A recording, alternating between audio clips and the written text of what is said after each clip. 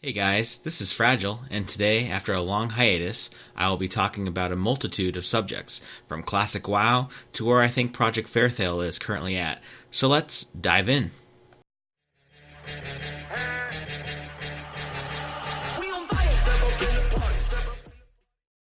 So I haven't made a video in quite a while, and there are a few reasons because of this. The main reason, though, is that there has not been any great news about Pantheon. This long blackout they have been on has not only been frustrating, but also pretty deflating, considering the hype train I was on. On top of that, I feel like if I am ever critical about the game in any sort of way, White Knights rush in just to oppose anything I am saying. This includes even Kilson deleting a few of my posts on the official forums.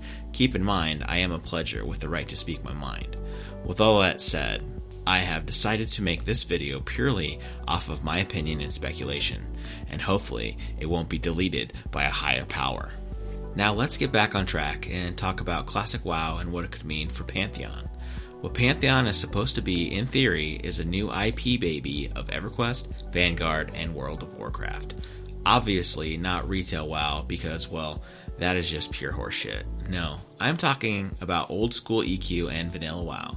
World of Warcraft was a great successor to EQ, and now that it is on its way back, that is just great for fans of slower, harder MMOs, which is Pantheon's target audience. And here is why I may lose some of you, and bear with me. During these last few months, I have been trying to figure out what is going on with Project Faerthale and why it was announced when it was. This takes me back to BlizzCon 2018, early November. Blizzard announced that Classic WoW was coming and it was going to arrive summer 2019. Pantheon had pre-alpha 4 at the end of November. Then their newsletter announced Faerthale in December. Like I said, this is all speculation, but I believe these two are super strong correlations. Could it be that Visionary Realms found out about Classic WoW and then used Project Faerthale as an excuse to go dark and would work on the game all the while, waiting for Classic WoW to come out and be the massive springboard for potential players for Pantheon? This may sound far-fetched, but what better way to get a large player base that loves the old-school MMOs? Just dangle that fresh, similar game in their face right when they are hungry for new content. To me, that's immediate growth and income potential right off the bat. Now, take all that I have just said. I know it's a lot, but let's get back to the Q&A that Brad did in the February newsletter. He was asked, have you ever reached out to or considered working with a game publisher, and if the right opportunity arose, would you take it?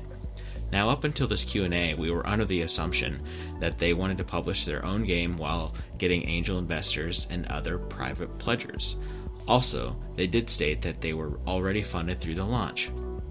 However, Brad responded with, "We talk with publishers and investors all the time. Along with the crowdfunding we've received, we will also need further investment and or support from publishers and investors, which would allow us to accelerate." Now, to me, this was the largest piece of news we have had for Pantheon since pre-alpha 4.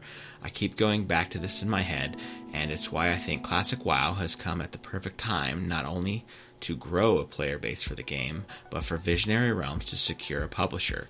You don't have to take my word for it either, because during this recent E3 2019, Corey Lefevre tweeted out that he was getting ready to talk business for Pantheon. And Corey is a senior game designer for Visionary Realms. Now, to me, I'm kind of making sense. Alright, let's change the subject and let me mention the spell effects they have showed us, not only from the Co-Carnage stream, but also the wizard spells from the main newsletter. Now, I don't have much to say about the warrior animations because they are super crude and unpolished, but man, I absolutely love the wizard spells, the colors, and how they were animated. And the same goes for the lightning strikes they have showed us. This does give me some security that they have great artists on the team. Also, from the co-stream, they introduced Mary Conley, who is a web developer. Remember when we were promised a new website and it was in the works? Where the hell is it? I guess they are wanting to roll everything out on the red carpet. New website and Project Faerthale? Who knows? Speaking of the website though, man, have the official forum slowed down. I used to check it several times a day while posting as well. Now it seems like it is the same 6 people posting and the same 4 people responding. I guess I don't have access to the VIP forums to know if it's hot over there, but what a snooze fest everywhere else. Okay, if you have made it this far, let's talk about the end of Project Faerthale and when I think and / hope the alpha will be. So as I stated before, Classic WoW will be out in August, which means the first few months of that will be super WoW hype. I think after those few weeks is when Pantheon will finally show us their progress, and to do this, not only will they have streams, but a brand new pre-alpha 5, which I predict will be maybe mid to end of October, which gives a perfect lead-in to having the full-fledged Alpha 1 out for either Christmas or right after the holidays, kind of before maybe Valentine's Day. But all of this is just purely speculation, and I am sure people will respond about how games take time to develop and you have to trust the process, which that's such a bullshit response by now, and it's the epitome of white knighting for sure. Anyway, that's all I have for this video. I appreciate those of you that have taken the time to watch and listen to my ramblings. As for the future, I really need to be motivated by some content to make these videos. So until we have less dark days and more content, this channel will be pretty sporadic. I'm planning on running a classic WoW guild and also considering moving it into Pantheon, if it launches sometime soon. I may stream my leveling process for vanilla WoW, and I plan at this time to roll a warlock. Again, thanks for watching. Bye guys.